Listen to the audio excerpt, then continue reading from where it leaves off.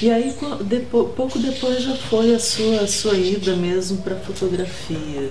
Foi muito interessante a fotografia. Eu já tinha feito, praticamente experimentado tudo em termos de bidimensionalidade. Sim. Em arte.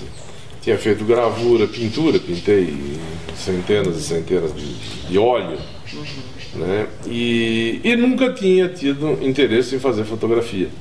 Não me atraía o laboratório, a coisa analógica. E continuou não me atraindo a fotografia. Mas quando apareceu e começou a ficar mais acessível a câmera digital, eu tive interesse em adquirir a câmera digital, não para ser fotógrafo, não me passava pela cabeça de maneira nenhuma isso, mas para poder ter um equipamento para capturar imagens, para poder jogar dentro do microcomputador e dentro desse micro ter mais imagens para poder ser trabalhadas. E eu comprei a câmera com esse intuito e de repente eu comecei a fotografar, já que a câmera estava lá, por que não fotografar? E tinha que fotografar, né? Eu comecei a gostar de fotografia. Esse começo foram aquelas séries de Pirinópolis, onde começou, é a arquitetura. E permanece até hoje, né? Mas a fotografia da arquitetura, sem querer, acho que já mexe com a minha paixão que eu tenho por história, por arquitetura também, que eu sempre tive, né? E juntou a fotografia e a questão do estilo, da preservação, que eu sempre fui muito encantado, né? Com a questão da conservação e preservação de patrimônios históricos. E comecei a fotografar e começou a ter muita aceitação com menos de um ano depois de eu comprar até de você, eu lembro assim que a gente já não estava mais tão junto, eu não lembro, já tinha saído da UNB, mas a percepção que eu tenho é que mesmo na sua vida foi um novo... Foi, com certeza. Foi um novo fôlego. Foi um novo fôlego, né? Sem dúvida. Porque eu estava um pouco... Para mim, isso é uma coisa muito pessoal, eu fui talvez um dos primeiros a mexer com arte em microcomputador. E eu achava, naquele momento que eu fui para São Paulo, que eu estava vislumbrando essa coisa, eu achava que ia ser uma coisa arrasadora e que seria essa tecnologia toda digital, seria alguma coisa para ser realmente transformada em linguagem artística e seria uma coisa estrondosa e maravilhosa e cheia de opções. E na realidade eu percebi que não foi bem isso que a minha expectativa se frustrou de certa forma. Claro, a tecnologia digital e o computador tal, é uma coisa maravilhosa, como é em todas as partes das atividades humanas dos últimos 20 anos, para se estender mais. E agora, na realidade, eu não consegui achar aquilo que realmente ia romper de uma forma magistral e bombástica com a questão da arte. Nesse sentido, tecnologia digital e arte foi bom, claro, sem dúvida nenhuma, interessante, tem margem para se fazer muita coisa. Se fez, eu acho que pouco, em relação do que a tecnologia digital oferece, mas de certa forma eu imaginava que fosse alguma coisa muito mais estrondosa do que realmente foi. Me parece que a parte estrondosa ficou por conta da indústria do entretenimento, né? Ela que ali um pouco... ficou... Eu acho que a grande questão de quando se fala em termos de arte e tecnologia, mais do que a tecnologia, é a questão da comunicação, da tecnologia na comunicação, né? A web, as redes... Em termos de transformação social, sem dúvida. É a transformação que ela opera no plano comunicacional entre as pessoas. Né, que a gente foi habituando-se muito a ver esse maquinário, esse aparato tecnológico nas empresas, falando para a gente. Agora, para a gente, entre a gente, essa é uma novidade. Não, eu lembro bem, que em 95 a gente estava com um grupo na UNB, que era um mestrado voltado para arte e tecnologia, e nós nos achávamos muito especiais E eu acho que até tinha muita vanguarda em termos de arte, tecnologia. Aí eu fui para Nova York, uma viagem comum, e tinha uma apresentação da Sony. Era um local exatamente meio para o grande público, diversão. E aí eu entrei, era como se fosse um grande parque de diversão, onde você passava em cada coisa e você fazia, através de meios digitais, alguma coisa em termos de direção de teatro, em termos de pintura, com cores e várias coisas que você ia passando. Muito interessante, bombástico, uma estrutura que era da Sony, não era o do mestrado nascente da UNB. Mas era como se fosse um bastidor do set cinematográfico? Não, era uma exposição da Sony, onde qualquer indivíduo poderia entrar, experimentar todas essa vivência, essas funções da tecnologia ligada à arte. E depois ele fazia o que ele desejava, tinha acho que 10, 12 modalidades, e no fim você saía com uma fotografia, um diploma, por exemplo, você foi diplomado em pintura eletrônica, em direção de teatro artístico, em cinema, em iluminação, e uma porção de coisas. Quando eu saí disso, eu falei, alguma coisa está errada. Era uma coisa que demandava muito recurso. O que para a Sony era uma brincadeira, e uma brincadeira não, porque eles não brincam. Mas era uma coisa em termos de um investimento, evidentemente tiveram e têm e continuam tendo, mas era uma coisa que não dava para fazer frente à questão da tecnologia.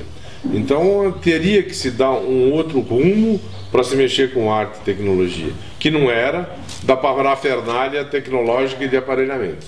Isso é impossível. Isso ficava impossível, né? E não é para a universidade nem para artista isolado. Isso você teria que ser um artista, talvez da Sony. Essa é uma questão curiosa, né, Silvio, na arte e tecnologia. De fato, a dependência do capital, da lógica industrial, eu acho complicada também para o artista. Não, eu acho que Ou a gente adota um outro tipo de postura artística que abraça a dimensão do precário, do artesanal e um conceito que embasa tudo isso. Eu acho que a questão do conceito é para ser explorado, está aí para isso. Exatamente. Mas eu acho que mesmo as exposições, se tem muito mais recursos para se fazer arte com tecnologia hoje. Mas para você montar uma grande exposição, se você não tiver um grande recurso, você não faz. Porque você não tem a parafernália. E o que eu tenho visto também, que de certa forma me decepcionou um pouco essa questão de arte e tecnologia, é exatamente os resultados. Claro que tem coisas boas. Tem coisas boas e você pode ser genial, brilhante e talentoso em qualquer ramo que você venha a fazer arte. Tem gente até hoje que consegue ser genial usando pincel com óleo. Uma coisa que já praticamente passou e continua fazendo e fazendo muito bem. Então existe também, mas o geral não me agrada.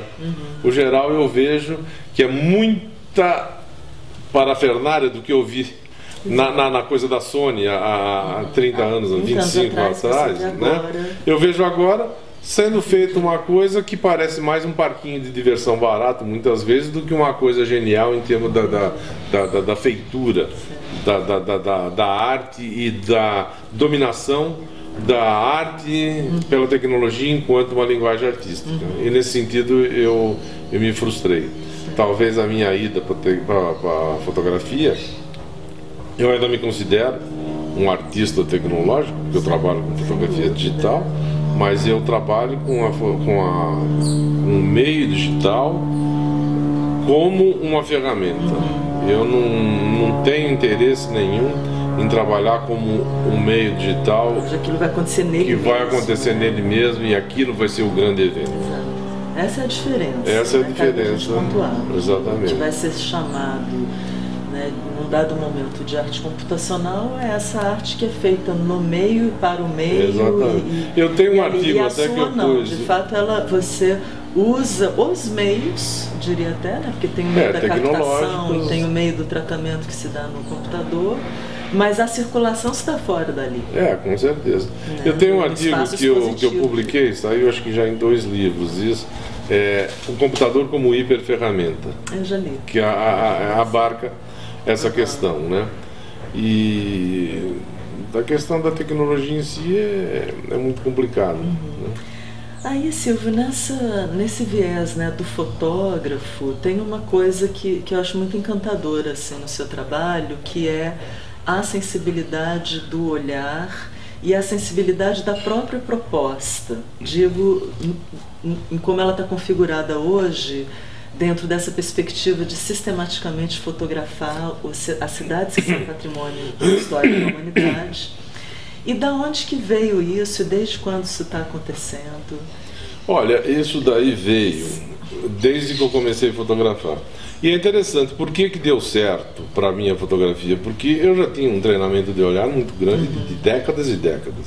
Certo. Quer dizer, é diferente. Se eu tivesse pego uma máquina digital com 18 anos, eu não ia ter essa evolução tão rápida como eu tive depois dos 40, né? Que eu comecei a fotografar. Agora, é uma coisa muito interessante também, que eu sou fotógrafo, mas antes de fotógrafo, sou artista visual. Aliás, eu nem me considero fotógrafo. Não me considero fotógrafo. Você é um artista visual que usa a fotografia para se expressar, exatamente, para partilhar a sua visão de mundo. E é muito diferente. É muito diferente. Muito diferente. Tem até um livro que eu estou lendo agora, que ele faz bem a diferença da arte, do fotógrafo, com a arte do fotógrafo. O fotógrafo da arte. Não, é a arte do fotógrafo e o outro é a fotografia do artista. Fotografia. É diferente, a fotografia do artista diferente. E a arte do fotógrafo. No seu caso é a fotografia do artista. Com certeza. E o fotógrafo tem arte, claro que tem arte, mas a cabeça do fotógrafo é a cabeça do fotógrafo, é diferente. Muito diferente. Principalmente, talvez, não sei o que você vai achar mais quando eu penso até na sua fotografia, né, dentro dessa distinção, eu diria que tem a questão do tempo. Eu penso que o fotógrafo ele é mais implicado com a captura do instante, da tradição, do eu fotografo muito. E você não é muito mais... Muita geometria, composição. Exatamente, a sua preocupação é muito mais espacial.